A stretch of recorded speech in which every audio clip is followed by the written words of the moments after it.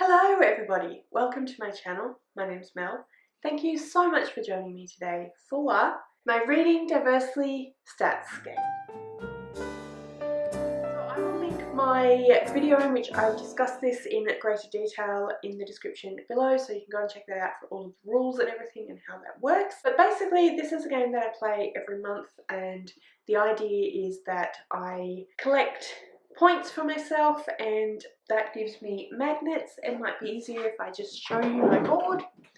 That gives me magnets in this bottom bit here where the smiley faces are, and once this whole thing is filled with magnets I will get to choose a prize out of my little prize box. So what I need to do is I need to have 3 lines in this section here, and once I have 3 lines, the little yellow down the bottom there is to distinguish that I've already accounted for those. Once I have 3 lines I get a magnet, and then it accumulates like that. But over here we have the unhappy face, and this is because every month I have to read at least one book by a BIPOC author and one book that has LGBTQIA+ rep in it. If I don't, then I get a line for whichever of those columns, and then a magnet gets taken away from me. So far I'm doing pretty well. I don't have any lines, as you can see, which means that I have been fulfilling that one. This is actually a combined stats game because I didn't do one for June, mostly because I ran out of time in terms of actual filming and uploading. So I decided that I would just combine the two and do June and July. So let's see how we got on in June first of all. The way I normally do this is I just go through my reading journal, go through the list of books that I read in June, look at whether they fit any of those, and give myself the appropriate points basically. First up we have The Diviners. So I don't think The Diviners has any of these. Libba Bray is not a BIPOC author.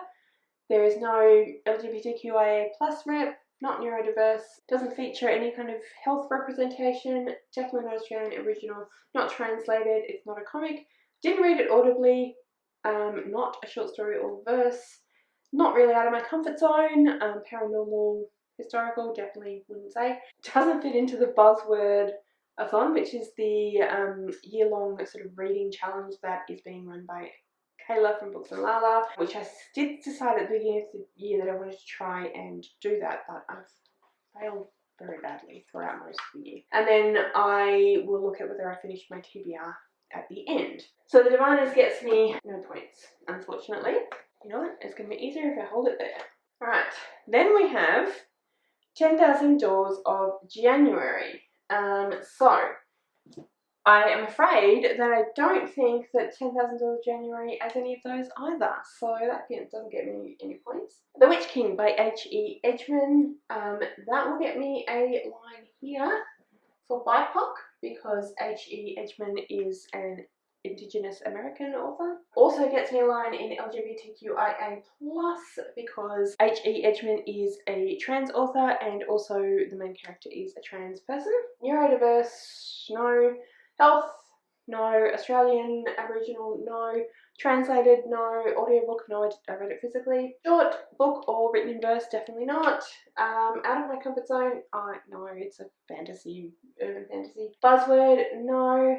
And finished TBR will do at the end. Did give me a couple of lines though, so I'm happy about that, and they were the 2 most important, so doing pretty well so far. And then I read Nick and Charlie by Alice Oseman, and that does not feature any BIPOC authors. Alice Oseman is not BIPOC, but it does have LGBTQIA+ rep, so that's another line there.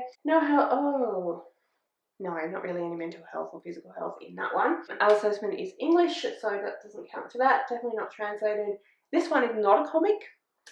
Audiobook, no. Short or verse, no. Out of comfort zone, no, it's contemporary. Buzzword, no. And the other one is at the end. Alright, and then we have Six of Crows, which unfortunately doesn't fit any of those at all, so no points there. Page & Co. By Anna James. I don't think fits any of those either. No, it does not, so that's definitely no lines there.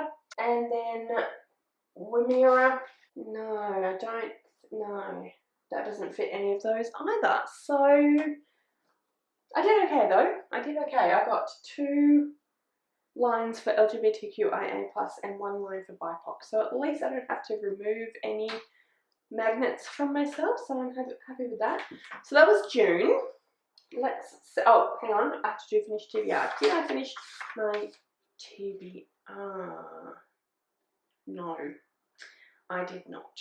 I had Heartstopper Volume 1, which I did read, which actually, it should be counted here. I did read it in June, so that is LGBTQIA+, and it's also a comic.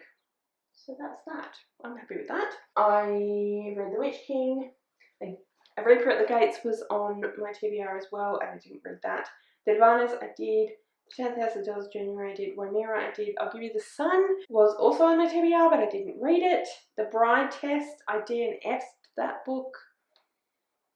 I didn't get very far into it, so I don't think I'll count it. And then Six of Crows is counted. So that was June.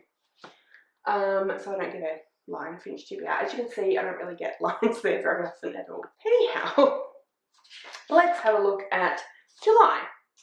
Okay, so The Gap. We have a BIPOC author. Leanne Hall is, I believe, Chinese-Australian author. I'm not 100% sure on that, but I believe.